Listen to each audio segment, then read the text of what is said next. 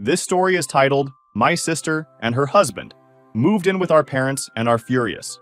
I refused to babysit their kids while they went on a vacation. Hey everyone! Before we jump into today's video, I need your help. We've noticed the channel is losing some traction, and subscribing is one of the best ways you can support us. It's quick, free, and it helps us keep bringing you awesome content. Your support means the world. Let's keep this channel growing together. Thanks so much. Now let's start the video.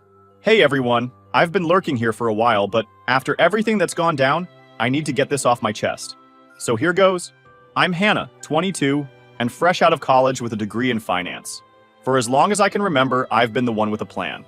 Graduate high school, get into a good college, land a decent job, and move out. It seemed simple enough, right? Well, life had other ideas. I graduated, got my degree, and then found myself right back where I started. My parents' house in a small Ohio town. Don't get me wrong, I love my parents, Lisa and Gary. They're good people who worked hard to give me and my sister Jessica a stable life. But moving back home wasn't exactly the dream I'd been chasing for 4 years. The plan was to stay with them temporarily, just a few months while I job hunted and saved up enough to get my own place. It seemed logical. No rent, free food, and a chance to regroup while I figured out my next steps. I convinced myself it was a smart move, even if it stung my pride a little. At first, things went smoothly. Within a week, I landed a job as an analyst for Weston Group. It's a mid-sized firm that focuses on financial planning for small businesses. The pay wasn't amazing, but it was steady, and the benefits were decent. I came home that evening feeling like I'd taken my first big step toward independence. Mom was in the kitchen making dinner, and Dad was watching TV in the living room. I grabbed a plate of food, sat down at the table, and shared the news. "I got the job," I said, grinning. "I start Monday." For a second, I thought they'd be excited. I expected some congratulations, maybe even a, "we're proud of you." Instead, they exchanged the look. You know the one. The kind of silent communication parents have when they're about to drop something you don't want to hear. Mom set her fork down and smiled tightly. "That's great, Hannah. Really, we knew you'd find something quickly." "But," Dad chimed in, "we've been meaning to talk to you about something." My stomach dropped. This wasn't going to be good. Mom sighed and folded her hands on the table. "With my arthritis getting worse, I've had to cut back my hours at the library, and your dad's hours at the auto shop have been reduced. They're talking about more layoffs, too." "And?" I asked, though I already knew where this was headed. "We could use some help with the bills," Mom said, giving me an apologetic smile. "Just until things stabilize. You wouldn't have to pay rent or anything. It's just the utilities and groceries have been harder to manage." I sat there, staring at my plate. When I moved back, I figured I'd pitch in here and there, maybe cover my own expenses. But this was more than I expected. Still, these were my parents. They'd always supported me and they weren't asking for much. "Yeah, of course," I said, forcing a smile. "It's the least I can do."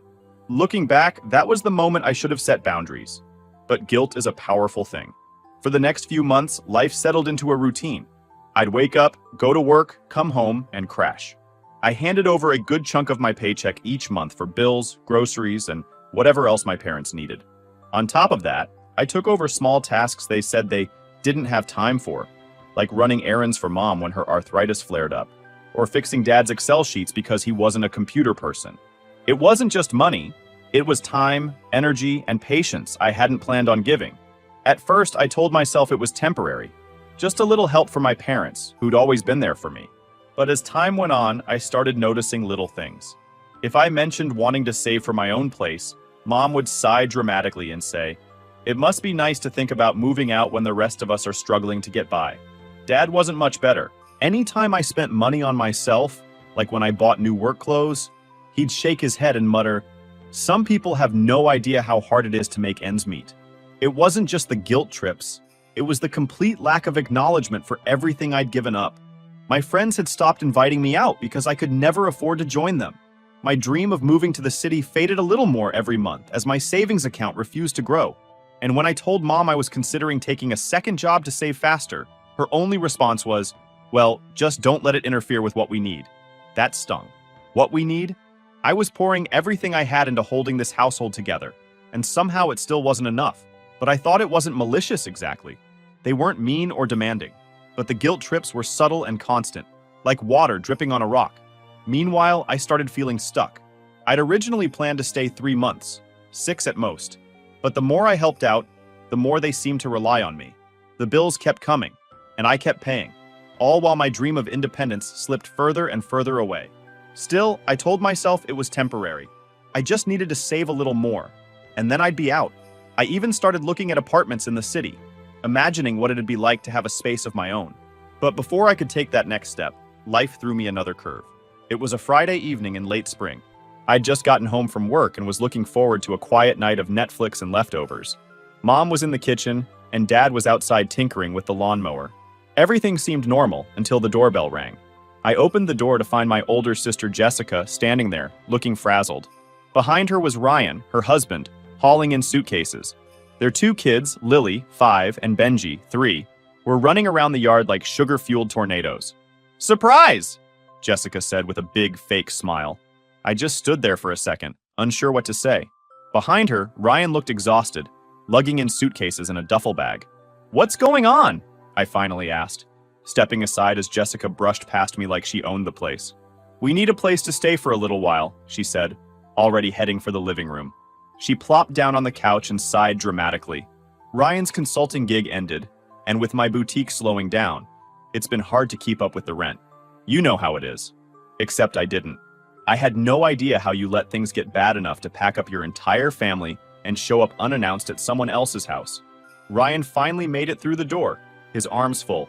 "Hey, Hannah," he muttered, barely making eye contact before heading upstairs with the bags.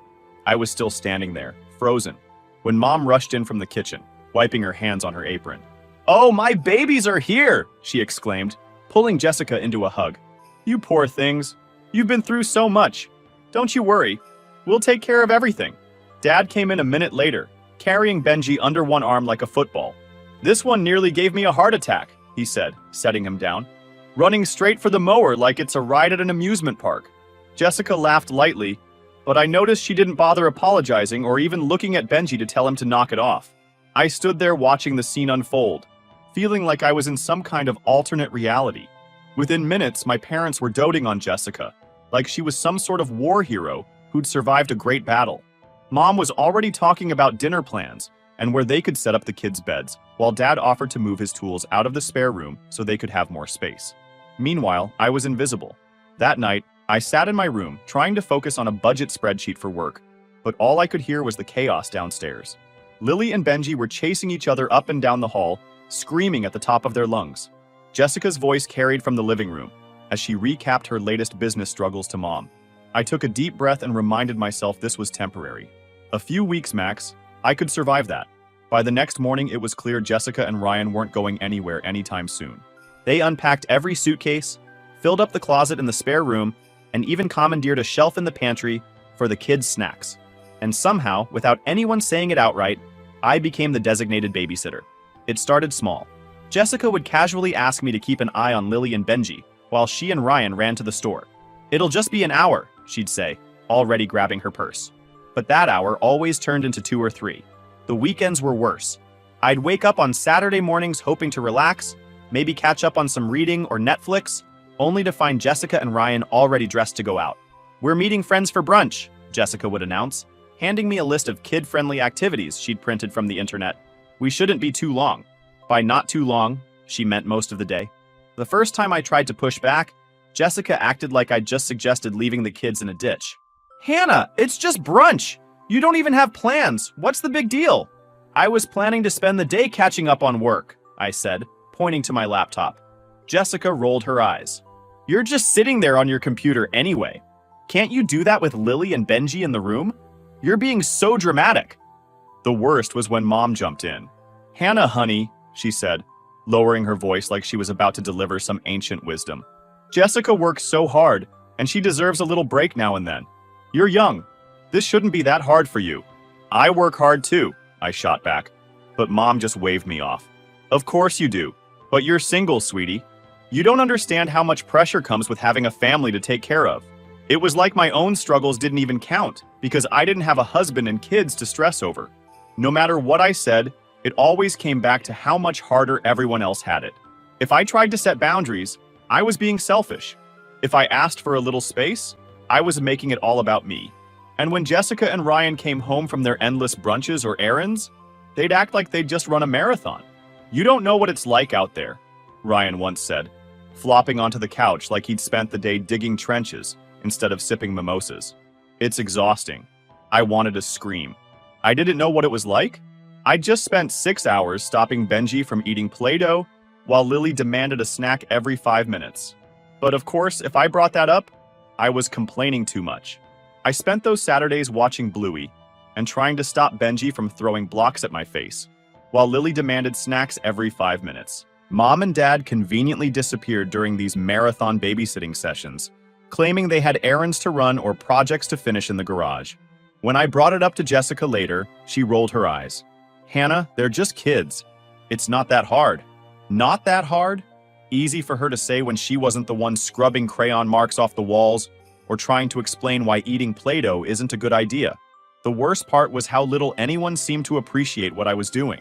Every time I brought it up, Jessica acted like I was being dramatic. Ryan barely spoke to me unless he needed something, and Mom and Dad seemed to think this was all perfectly normal.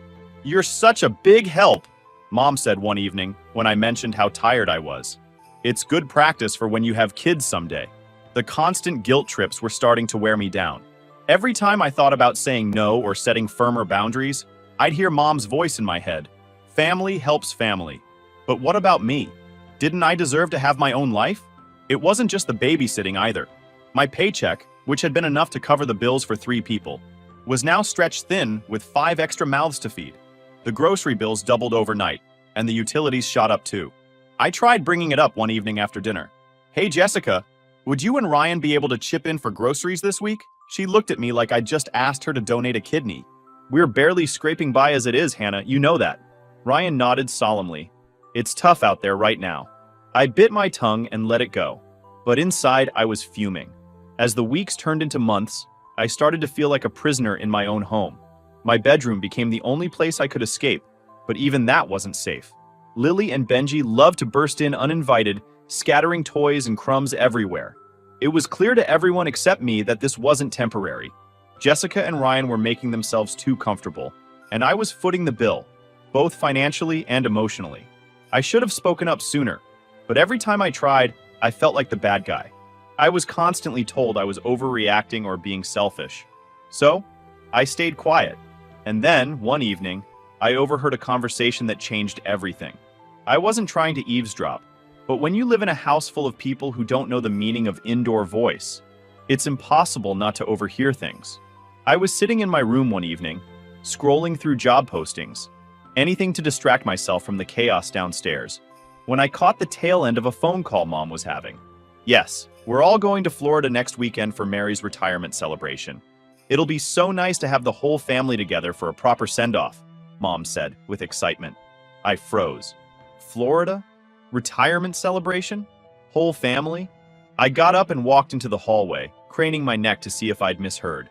Mom was still on the phone, pacing the kitchen with her back to me. "Of course, Hannah will be here to watch the kids. It just makes sense. No point in dragging them along to something they wouldn't enjoy." Ah, there it was. The whole family would be going to Florida, except for me. Apparently, I'd already been volunteered to stay behind and play nanny. I went back to my room thinking how they could just forget me. The more I thought about it, the angrier I got. It wasn't just the fact that I hadn't been told about the trip. It was that they didn't even think to include me. I wasn't invited, wasn't asked if I could babysit, and wasn't even given a heads up. They just assumed, because that's what my family did. The next few days were a blur of frustration and awkward silence. Jessica was busy shopping for vacation essentials, parading her new swimsuits and flip-flops around the house, while Lily and Benji wreaked havoc in the living room. Ryan talked nonstop about how much he was looking forward to kicking back on the beach. Mom, meanwhile, was in full-on planning mode, coordinating travel arrangements and double-checking her packing list. Dad, of course, went along with whatever she said, nodding at all the right moments, but not contributing much beyond an occasional grunt of agreement. No one mentioned the fact that I wasn't going. I tried to bring it up casually during dinner one night. "So, when were you all planning to tell me about Florida?" I asked, stabbing at my salad. Mom glanced at me, caught off guard. "Oh, I thought Jessica told you." Jessica didn't even look up from her plate. "I assumed you knew. Mom's been talking about it for weeks." "For weeks?" I wanted to scream. "Weeks, and no one thought to say anything to me?" "So, what's the plan?" I asked, forcing myself to stay calm. "You all head to Florida, and I just stay here with the kids?" Well, yes, Mom said matter-of-factly. It just makes the most sense. The kids wouldn't enjoy a retirement party, and someone needs to stay behind to look after them. You're so good with Lily and Benji, and it's not like you'd want to come anyway. That last part stung. Why wouldn't I want to come? I asked, trying to keep my voice steady. Jessica finally looked up, her expression somewhere between pity and irritation. It's a family trip, Hannah. Adults only. You wouldn't even know anyone there besides Aunt Mary, and it's not like you're close to her. Dad chimed in, trying to smooth things over. We just figured this was the best arrangement for everyone.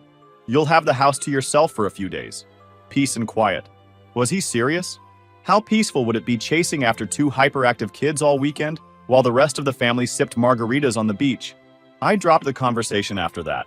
It was clear they'd already made up their minds, and nothing I said would change it. As the days ticked by, I felt more and more like an outsider in my own family. The excitement in the house was palpable. Jessica and Mom were constantly buzzing about outfits, itineraries, and which restaurants they'd try in Florida. Even Ryan, who rarely showed any emotion beyond mild annoyance, seemed genuinely excited about the trip. Meanwhile, I was invisible. It wasn't just the Florida trip, though. That was a pattern since we were young. Growing up, Jessica was always the star. She was the cheer captain, the one whose achievements were celebrated with balloons and banners. I was the nerd one, but that didn't mean much when Jessica's trophies lined the shelves, and her face was front and center in every family photo. Even now, years later, nothing had changed. Jessica was still the golden child, and I was still the afterthought, the one they called when they needed something, the one they relied on but never really appreciated. I tried to distract myself by focusing on work, but it was hard to concentrate with Lily and Benji constantly barging into my room or screaming at each other over toys. Jessica's version of parenting seemed to involve handing the kids an iPad and letting them run wild. Ryan wasn't much better. He'd plop himself on the couch and scroll through his phone while chaos unfolded around him. But things started to shift when one afternoon when I overheard Jessica talking to Mom in the kitchen. "It's just so nice to have Hannah around," she said. "I don't know what we'd do without her taking care of the kids. She's like the glue holding everything together." That's what I was to them, a glue. Not a person with my own life and goals, but the glue holding their lives together. That was when I realized I couldn't keep doing this. I couldn't keep sacrificing my own happiness and independence for a family that took me for granted. I spent the rest of the week plotting my escape. It wasn't about revenge, it was about reclaiming my life. If they could plan a trip without telling me, then I could make plans of my own. I tried to think of where I would go, then I remembered Casey, one of my friends from college, had mentioned going camping that weekend. She and a few friends were heading to Blue Ridge Falls, and she'd invited me to join them. At the time, I'd turned her down, thinking I'd be stuck at home babysitting. But now it felt like the perfect opportunity. I texted Casey that night. "Is there still room on the trip this weekend?" Her reply came almost instantly. "Of course! We're leaving early Saturday morning. You in?" I stared at my phone for a moment before typing back, "I'm in." The decision felt freeing. I was finally putting myself first. And this wasn't just a camping trip. It was a lifeline. A way to get out of the house and away from the constant chaos that had become my life. But pulling it off wasn't going to be easy. My family had a knack for sniffing out anything that didn't revolve around them. And if they figured out I was planning something for myself, it'd be over before it began. I had to be smart about this. The days leading up to Saturday were tense. Jessica was in full vacation prep mode, strutting around the house with new beach hats and a playlist she insisted on testing at full volume. Ryan spent most of his time fiddling with the kids' car seats and complaining about how much luggage they had to fit in the trunk. Meanwhile, Mom was darting around with a clipboard, checking and rechecking the packing list. "Hannah, don't forget, Lily likes her milk warmed before bed," she said, as if she hadn't already told me 3 times. "Oh, and Benji's picky about his pajamas. Make sure he's in the blue ones." I nodded along, biting my tongue to keep from saying something I'd regret. There was no point in arguing. I'd already been volunteered as the weekend nanny, and nothing I said would change their minds. By Friday night, the house was a zoo. Mom and Jessica were arguing over which snacks to bring, Ryan was trying to fix a squeaky suitcase wheel, and the kids were tearing through the living room like tiny hurricanes. Dad, as usual, had retreated to the garage to check on the tools, which I assumed was code for avoiding the madness. I watched it all from the kitchen, silently sipping my tea and counting down the hours until morning. Around 10 p.m., things finally started to settle down. Mom tucked the kids into bed, Jessica went upstairs to pack the last of her toiletries, and Ryan sprawled out on the couch, scrolling through his phone. I waited until the house was completely quiet before sneaking into my room and pulling out my duffel bag. I'd been packing little by little all week to avoid suspicion, stashing my hiking boots and clothes in the back of my closet. Now I carefully added my toothbrush, flashlight, and a few snacks before zipping it shut. My heart was racing, not with fear, but with excitement. This wasn't just about camping, it was about taking back control of my life. My alarm went off at 5 a.m. sharp. I jumped out of bed, grabbed my duffel bag, and tiptoed to the door. The house was eerily quiet, the kind of silence you only get in the early hours of the morning. I held my breath as I opened the front door, wincing when it creaked louder than expected. For a moment, I froze, half expecting someone to yell after me, but nothing happened. The air outside was cool and crisp. I took one last look at the darkened house, then climbed into my car and started the engine. As I backed out of the driveway, a surge of relief washed over me. I was free. The drive to Blue Ridge Falls was peaceful, almost therapeutic. The farther I got from home, the lighter I felt. I cranked up the radio and let myself relax for the first time in what felt like months. Although I kept thinking what would be their reaction when my family woke up, I tried to distract myself and focus only on me. Casey had sent me the campsite's address, and by the time I arrived, the sun was fully up. She was already there, unloading her car and setting up her tent. "Hey, you made it!" she called out, waving as I parked next to her. "Of course," I said, "wouldn't miss it for the world." The campsite was perfect, secluded enough to feel like a true escape, but not so remote that we couldn't find a decent trail or two. Casey introduced me to the rest of the group, a mix of her college friends and coworkers. Everyone seemed laid back and friendly, the kind of people who didn't ask too many questions. We spent the morning setting up tents, gathering firewood, and figuring out which trails to explore. By midday, we were deep in the woods. It felt surreal to be surrounded by nature instead of screaming kids and constant demands. Casey and I fell into an easy rhythm, chatting about work, life, and everything in between. She didn't pry about my family, and I didn't offer much. This trip wasn't about them. It was about me. That evening, we sat around the campfire, roasting marshmallows and swapping stories. "This is exactly what I needed," I said, leaning back in my camp chair and letting the warmth of the fire wash over me. "Same," Casey agreed, tossing another log onto the fire. "We should do this more often. Just get away from everything, you know?" I nodded, staring into the flames. For the first time in a long while, I felt completely at ease. No one was asking me for favors, no one was guilt-tripping me, and no one was expecting me to sacrifice my time or energy for their benefit. As the night went on, I found myself laughing more than I had in ages. It wasn't just the jokes or the stories. It was the feeling of being surrounded by people who didn't expect anything from me. During all this time, I didn't check my phone once. By the time we got back to the campsite that evening after we went hiking, I was exhausted in the best way. My legs ached, my face was sun-kissed, and my heart felt lighter than it had in months. I wasn't thinking about my family anymore, their expectations, or their constant demands. I was thinking about me, what I wanted, where I was headed, and how I was going to get there. That was, until I opened the front door. The house was a disaster. Toys were scattered everywhere. Plastic dinosaurs, crayons, and what looked like an empty bag of cereal spilled all over the couch. The faint smell of something burnt lingered in the air, and I could hear voices coming from the living room. "Hannah's here!" Mom's voice called out, but it wasn't her usual warm tone. It was sharp, like she'd been waiting to unleash something on me. I dropped my duffel bag by the door and walked into the living room. Mom, Jessica, Ryan, and Dad were all sitting there, their faces flushed with anger. Lily was crying loudly, while Benji was curled up on the floor, clutching a juice box. "What's going on?" I asked, trying to keep my voice steady. "What's going on?" Jessica repeated, standing up and pointing a finger at me. "You disappeared without telling anyone. That's what's going on." "I told you I wasn't babysitting this weekend," I said, crossing my arms. "You didn't tell us where you were going or what the hell you were doing," Mom snapped, her face red. "We had no idea where you were. I'm an adult. I don't need to check in," I shot back, my patience already wearing thin. "Well, when we realized you weren't here with the kids, we panicked," Ryan added.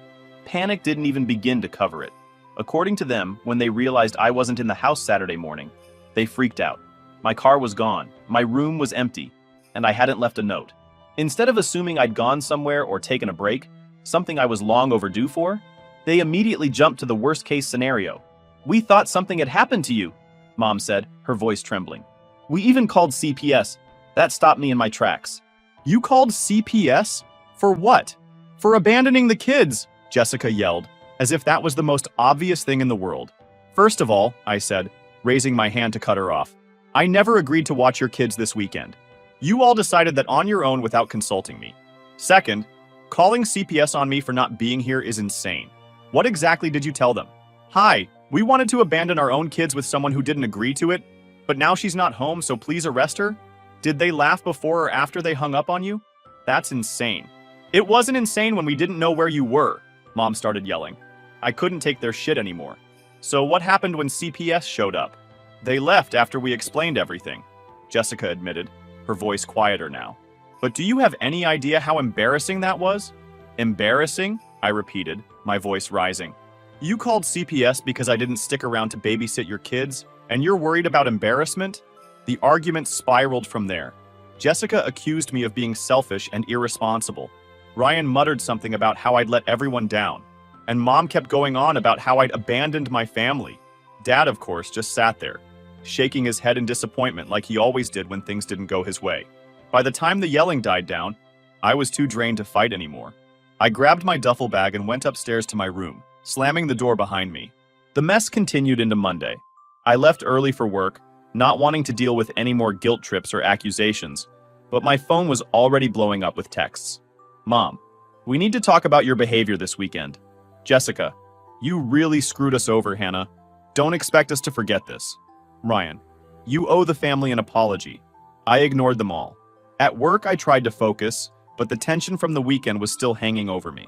My coworkers could tell something was off, but I wasn't about to unload my family drama in the middle of the break room. By the time I got home that evening, I was bracing myself for round 2. Sure enough, the moment I walked in, Mom was waiting for me in the kitchen. We need to talk, she said, her arms crossed. I'm tired, I said, trying to walk past her. Hannah, she said firmly, stepping in front of me. This can't wait. I sighed and set my bag down. What now? Mom's expression softened, but her tone was still sharp. Your sister is hurt. She feels like you abandoned her when she needed you most.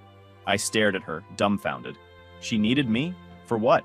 To babysit her kids while she went on vacation? That's not my responsibility, Mom. You should do your part as a member in this family, she said, her voice laced with disappointment. Funny how that only applies to me, I shot back. When has Jessica ever helped me? When has anyone helped me? Mom opened her mouth to respond, but no words came out. Exactly, I said, grabbing my bag and heading upstairs. The next few days were tense. Jessica barely spoke to me, and when she did, it was only to make passive-aggressive comments about how hard it was to find good babysitters these days. Ryan stayed out of it, which was probably for the best, but the silence from him was almost worse than the arguing. Mom and Dad tried to act like nothing had happened, but every conversation was laced with guilt.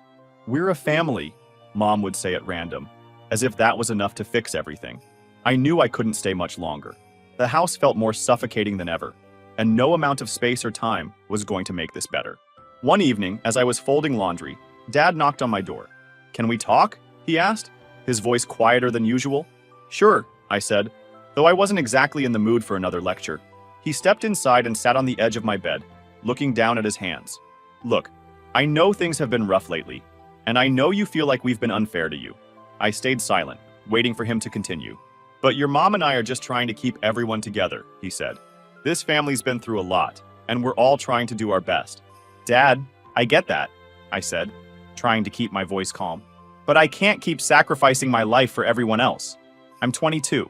I should be building my future, not cleaning up after Jessica and Ryan.